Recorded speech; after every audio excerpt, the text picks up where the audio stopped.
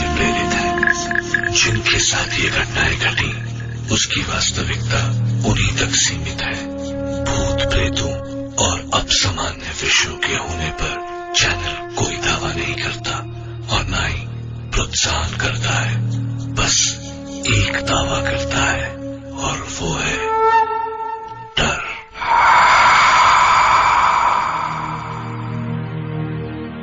कहते हैं कल्पना हकीकत से ज्यादा बड़ी और अद्भुत होती है, लेकिन सच और सपने के बीच का फासला भी बहुत कम होता है।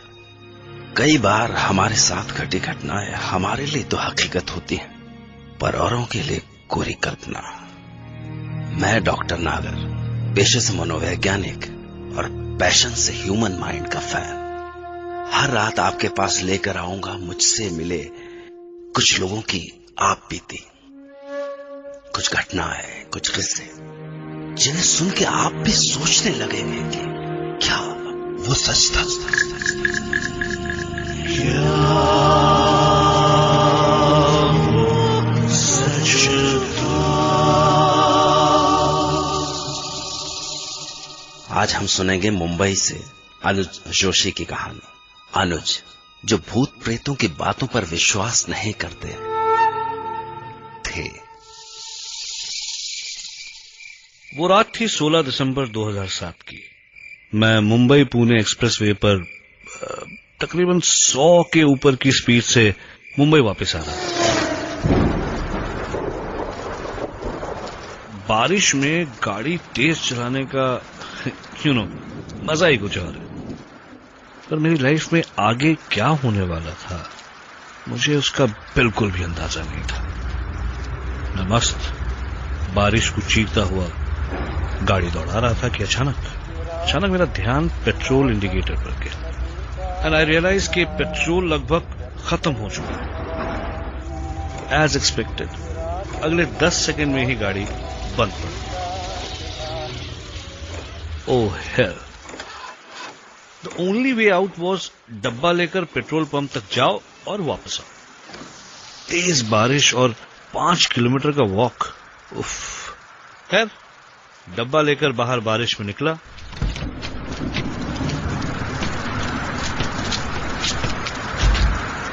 भगवान का नाम लिया और चल।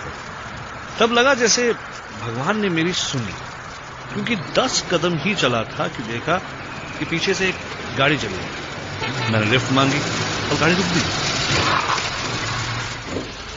मैंने कांच पर नॉक किया, होपिंग कि मुझे लिफ्ट मिल जाए, लेकिन जब कांच नीचे हुआ तो पता नहीं क्यों एक अजीब सा डर लगा।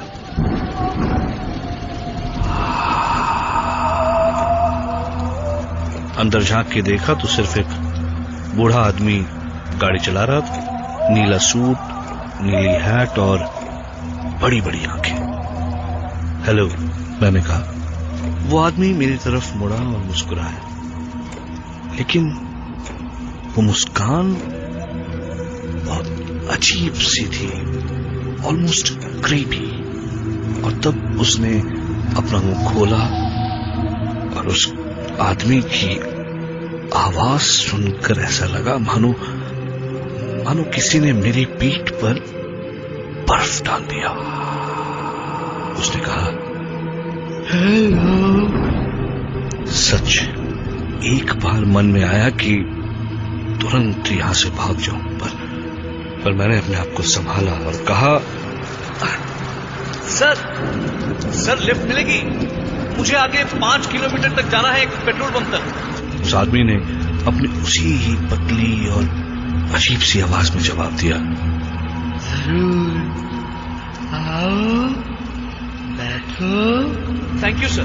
मैंने एक लंबी सांस ली और गाड़ी में बैठ गया।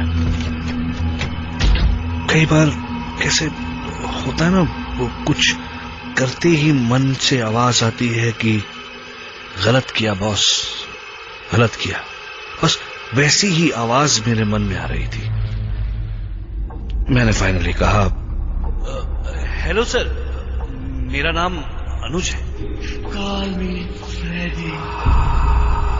Okay, hi Freddy. वो मेरी तरफ देखकर मुस्कुराया। पतले से सूखे हुए होंठ और पीले रंग के टेढ़े मेढ़े दांत।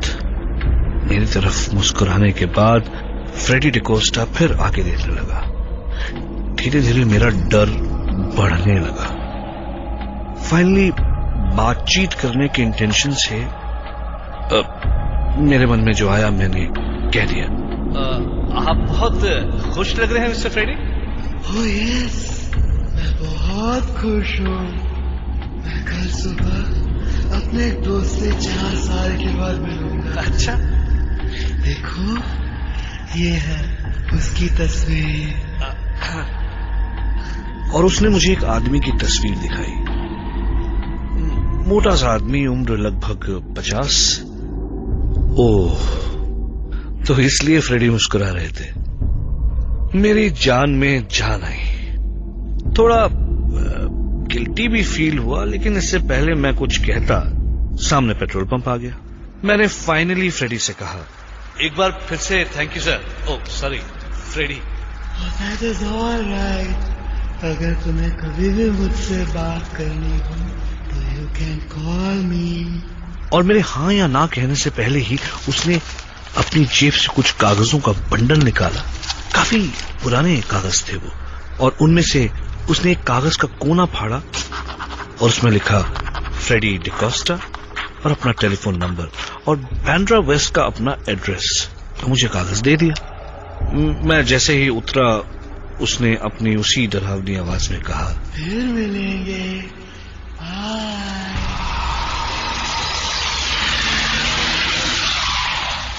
और तुरंत कार निकल गई। मैं उसके तुरंत बाद अपने कपड़ों को बचाते हुए पेट्रोल पंप में घुसा। वहां खड़े पेट्रोल अटेंडेंट ने मुझे देखकर पूछा, क्या साहब, आपकी गाड़ी बंद पड़ गई है क्या? हाँ यार, तो अच्छा हुआ कि लिफ्ट मिल गई। लिफ्ट? काय का लिफ्ट साहब? आप कितने दूर से चलते आ रहे? सही मायने में मुझे अब डर लग रहा था। भाई मैं पेट्रोल पंप के सामने एक गाड़ी से उतरता हूं और पेट्रोल पंप के अटेंडेंट को दिखाई नहीं देता। ये बात बहुत अजीब थी। मैं जैसे तैसे अपनी गाड़ी तक पहुंचा और गाड़ी चलाते हुए फाइनली घर आ गया। अगले दिन सुबह उठकर ऐसे लगा मानो कि सब कुछ सपना था। लेकिन मॉर्निंग न्यूज में कुछ देखा तो सब कुछ याद आ गया। एक प्लेन क्रैश की न्यूज टीवी पर आ रही थी। मरने वालों की फोटोग्राफ्स दिखाई जा रही थी और उसमें से एक मरने वाले की तस्वीर थी।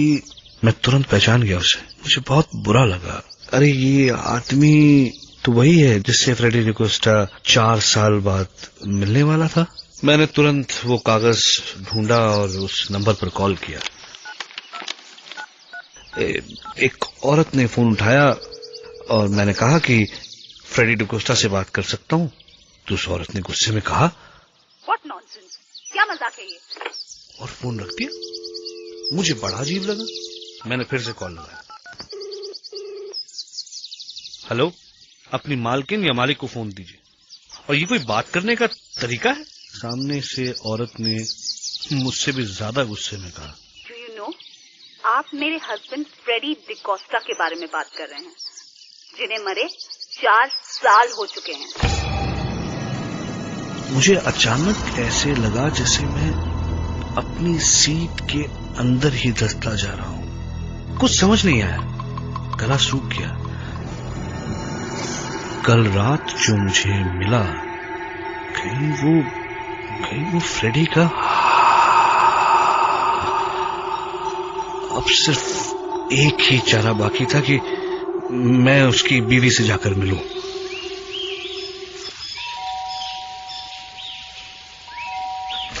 Yes, may I help you? जी, मेरा नाम अनुज है। वो मैंने आपसे फोन पर बात की थी आपके हस्बैंड फ्रेडी के तुम जाते हो या मैं पुलिस को बुलाऊं? नहीं, मेरी बात सुनिए प्लीज। मेरा विश्वास कीजिए, मैं कल रात को उनसे मिला था और मेरी उनसे बात हुई थी। आई कॉल पुलिस अगर तुम इधर से नहीं गया तो। प्लीज मैडम बात सुनिए। वो उनका कद कुछ 6 फुट का था। वो पतले से बड़ी बड़ी आंखें और उन्होंने वो ब्लू सूट पहना था, ब्लू हैट भी। औरत तुरंत रुक गई, दरवाजा खोला और मुझे देखती रह गई और थोड़ी देर बाद बोली, मैंने दफनाते हुए यही कपड़े पहनाए थे उन्हें। तब उन्होंने मुझे बताया कि 4 साल पहले आज ही के दिन फ्रेडी डिकोस्टा ने खुदकुशी कर ली थी। यानी आज उन्हें मरे हुए 4 साल हो चुके थे। पहले रोज सुबह उठकर मेरे को आई लव यू बोला करता था, लेकिन एक दिन सुबह आई लव यू के बदले उनके मरने की खबर मिली। 4 साल से तड़प रही हूँ कि मेरा फ्रेडी फिर मेरे को आई लव यू बोलेगा। I was shocked. ये सब क्या हो रहा है? उनकी वाइफ मुझे उनकी कब्र तक ले गई। मुझे बहुत अजीब और बहुत ज्यादा डर लग रहा था। फ्रेडी के बारे में हर बात मिली, लेकिन एक चीज नहीं मिली, उनकी आवाज। उनकी वाइफ ने कहा कि हाँ, उनकी आवाज तो। मैंने कहा एकदम अजीब सी, पतली सी और फटी हुई सी आवाज थी, राइट? तो उन्होंने कहा नहीं, उनकी आवाज तो मोटी थी। तब अचानक उनका चेहरा एकदम सफेद हो गया और उन्होंने कहा, तुम जानता है मेरा हस्बैंड कैसे सुसाइड किया? अपने गले पे गोली चलाकर। इसीलिए उनकी आवाज। मेरे चक्कर बढ़ते जा रहे थे।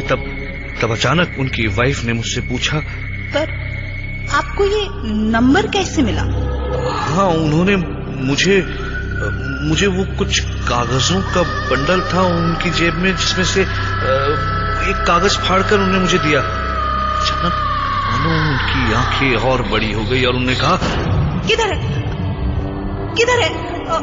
मुझे वो कागज दे दो अभी, प्लीज मुझे वो कागज दे दीजिए।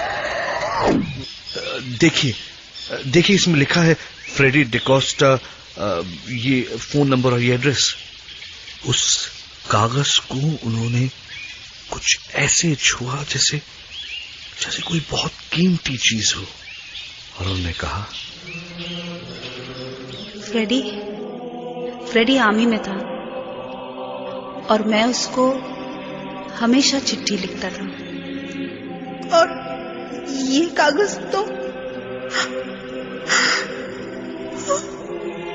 उन्होंने कागज को पलटा और पीछे उन्हीं के अक्षरों में लिखा था, आई लव यू, और वो रो पड़ी। मैंने वो कागज हाथ में लिया और ऐसे लगा जैसे उस कागज में इलेक्ट्रिसिटी थी। मैंने कहा, देखिए ना, इट्स एज इफ फ्रेडी 4 साल के बाद आपके पास आए हैं और वो आपसे कह रहे हैं। जब मैंने अपने अगले शब्द कहने के लिए मुंह खोला तो मेरी अपनी आवाज मुझे अलग लग रही थी। मैंने कहा, आपसे वो कह रहे हैं कि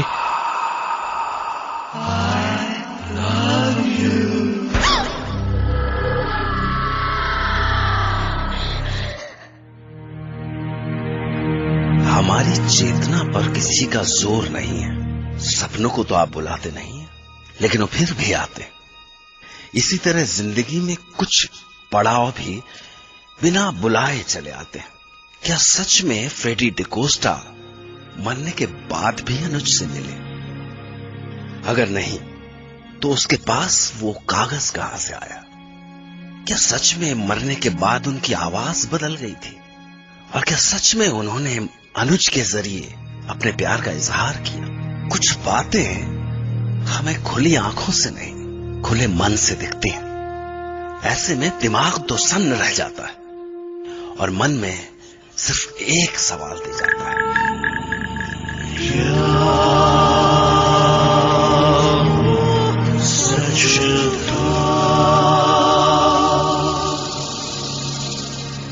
खैर डॉक्टर नागर कल रात आपसे फिर मिलूंगा एक नई सच्ची घटना के साथ। फिर मिलेंगे। हाँ।